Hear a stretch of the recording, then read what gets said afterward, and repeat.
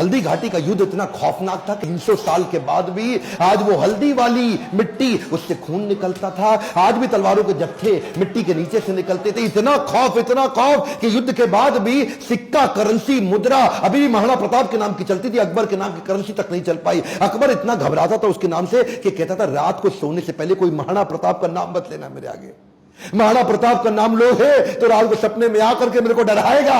महाराणा प्रताप का खौफ इतना ज्यादा, एक बार की बात थी, एक अफवाह उड़ गई कि महाराणा प्रताप जो है ना वो अपनी हार स्वीकार कर रहे हैं और अकबर का आधिपत्य स्वीकार करने को वापस आ गए हैं। तो उन दिनों अकबर के राज्य के अंदर जो बीकानेर के राजा हुआ करते थे पृथ्वीराज राठौड़, इन्होंने राठौड़ को बुलाया। देखो पृथ्वीराज, क्या खबर आई है, महाराणा प्रताप आने को तैयार है। अब उन्होंने हार स्वीकार कर लिया। पृथ्वीराज राठौड़ माने नहीं, उन्होंने चिट्ठी लिख दी।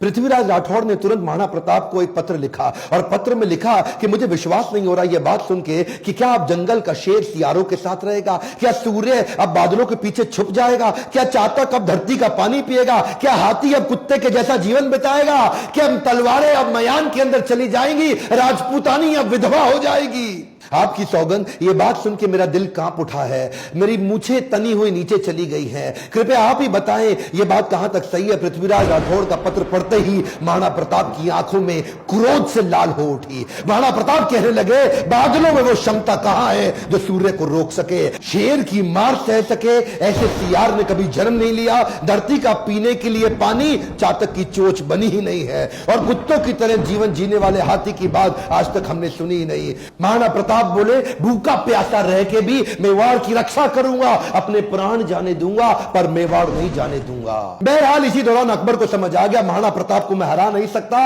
और धोखा दे के हराना यह अकबर की आदत नहीं थी। अकबर को इसीलिए महान राजा भी बताया गया है। आने वाले समय में अगर आप चाहेंगे तो मैं अकबर पे भी एक वीडियो बनाऊंगा। पर वापस चलते हैं, उसी समय अकबर का फिर ध्यान बट गया। अकबर अब ईस्टर्न साइड चला गया, सदर्न साइड चला गया, उसने मेवाड़ को छोड़ दिया और इधर महाराणा प्रताप ने पूरे मेवाड़ पे फिर से अपना कब्जा कर लिया। कुछ दिन, हफ्ते, महीने ठीक बीते। उन्हीं दौरान एक शिकार करते वक्त, उस समय किसी शेर का शिकार करते वक्त महाराणा प्रताप का किसी एक्सीडेंट में उनका देहांत हो गया, उनकी मृत्यु हो गई। ये बात जब अकबर को पता लगी, अकबर एक ऐसा राजा था अपने शत्रु प्रताप की मृत्यु पे बहुत रोया और चिट्ठी लिख करके बोला कि महाराणा प्रताप एक बड़े शक्तिशाली, बड़े मेधावी और एक ऐसे राजा थे जिन्होंने अपने गौरव को कभी समाप्त नीचे झुकने नहीं दिया और मुझे एक बात का दुख रहेगा, मैं जीवन भर महाराणा प्रताप को कभी हरा नहीं सका।